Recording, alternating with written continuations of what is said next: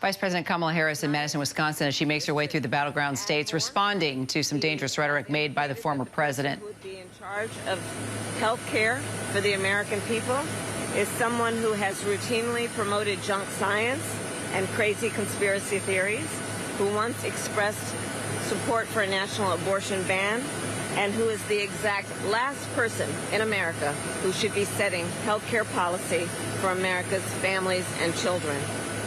And then, even worse, he has increased his violent rhetoric, Donald Trump has, about political opponents, and in great detail, suggested rifles should be trained on former Representative Liz Cheney.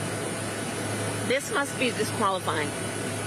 Anyone who wants to be president of the United States who uses that kind of violent rhetoric is clearly disqualified and unqualified to be president. Representative Cheney is a true patriot who has shown extraordinary courage in putting country above party.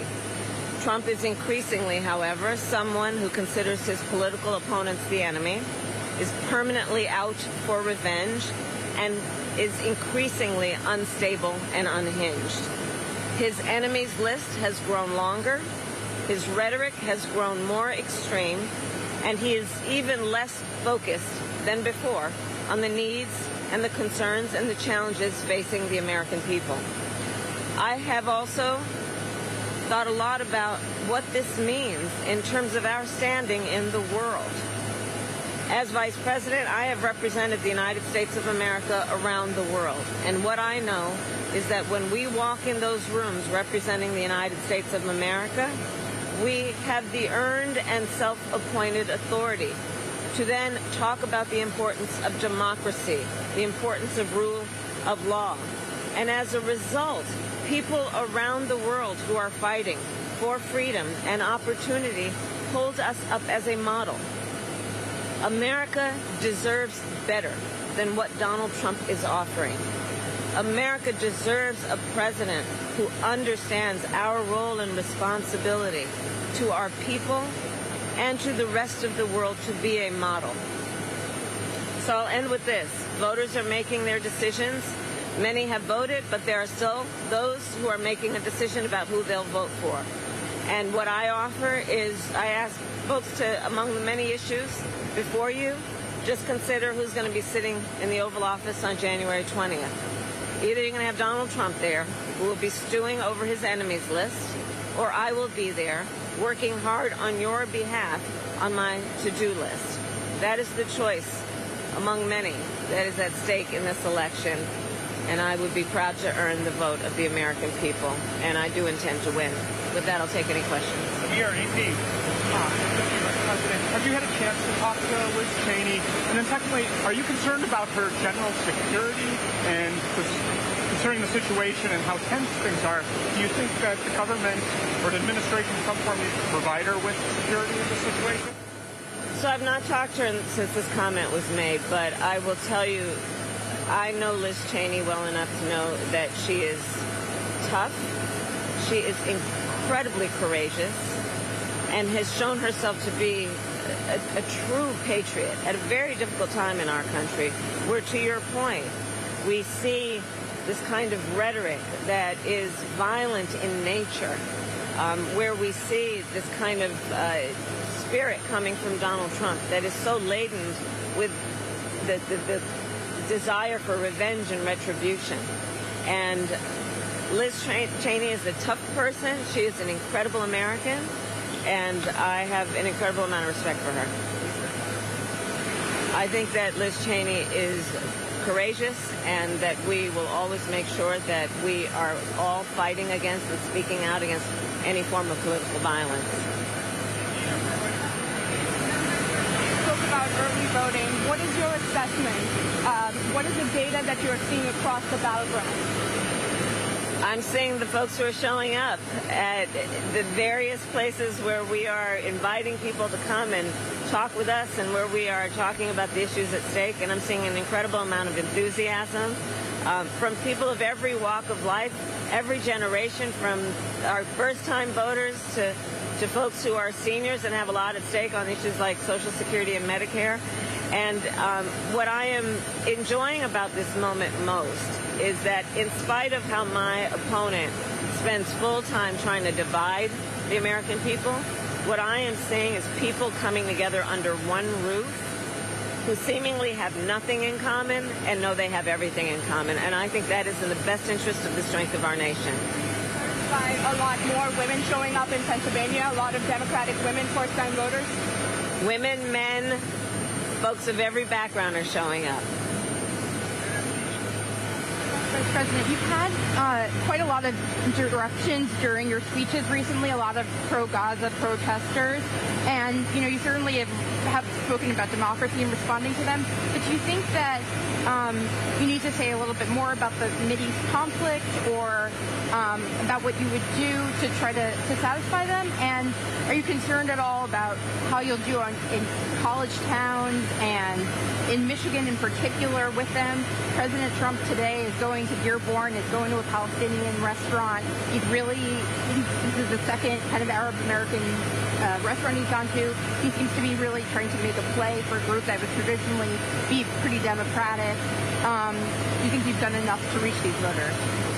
Well, I'm very proud to have a significant amount of support from the Arab American community, both because of my position about what we need to do in Gaza and in the region to end the war and bring the hostages home, and my commitment to a two-state solution, but also because within that community there are many issues that challenge folks and that they want to hear about, including what we're going to do to make housing affordable, what we're going to do to bring down the cost of groceries, what we're going to do to invest in small businesses.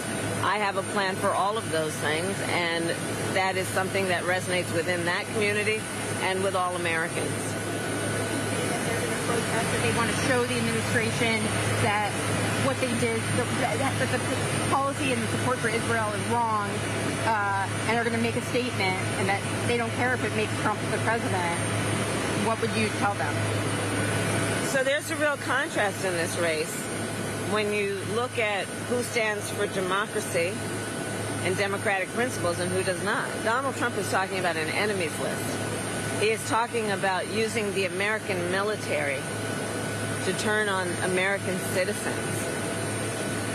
He talks in a way that suggests that there should be retribution and severe consequences just because people disagree with him.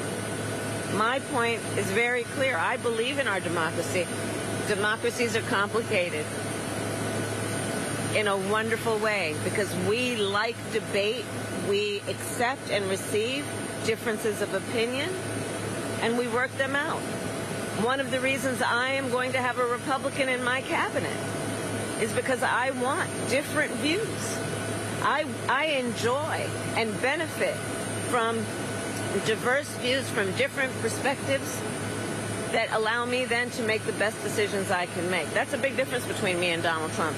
And that's the big difference between someone who truly is a leader and someone who is in it for themselves and wants unchecked power. Thank you all.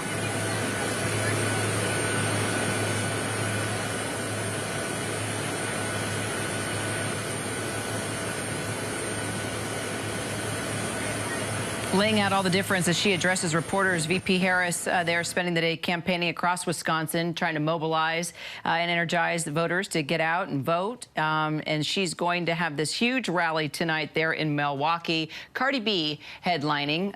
She's not only doing everything she can to get the votes across these battleground states, but she's also bringing in a lot of star power along the way as well. Let's bring in our Alex Prochet, who's been following the vice president.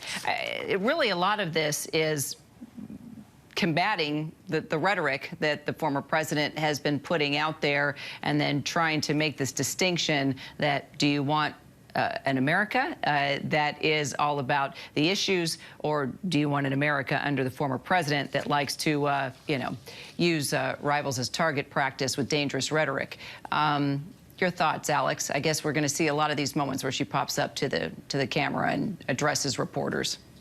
Well, and this really allows her to lay into that central message of hers, which is that, Donald Trump is unfit to be president again. That is something that she's hammered again throughout this campaign season. And look, I mean, like, both campaigns have had flubs this week. Obviously, we're talking about last weekend with the comedian at the Trump rally at Madison Square Garden that made those jokes about Latinos and specifically the island of Puerto Rico. You had Biden a couple of nights later, and there was cleanup. But specifically with these Cheney comments during that fireside chat with Tucker Carlson, for many, it draws back these images of the violence that can come along with the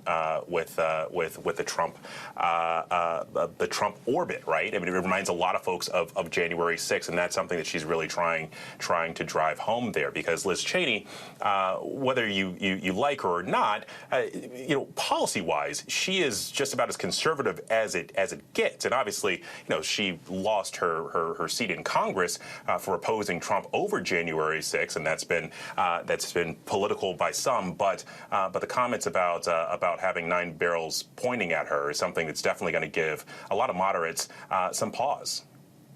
Well, it's no surprise. I mean, this is what happens when you turn against Trump. So many people within his cabinet, Republicans, turning against him, and this is what he does. He fires back. He's touted himself as a counterpuncher, a great counterpuncher, right? And that's been one of his political superpowers, if you will, like being able to switch that narrative. It's resonated certainly with a lot of folks, but I do think this takes it a step further. Whenever you start talking about imagery of violence, specifically towards one of your political rivals, and you've already made comments about using military to go after enemies within. It certainly is something that's going to give a lot of people pause.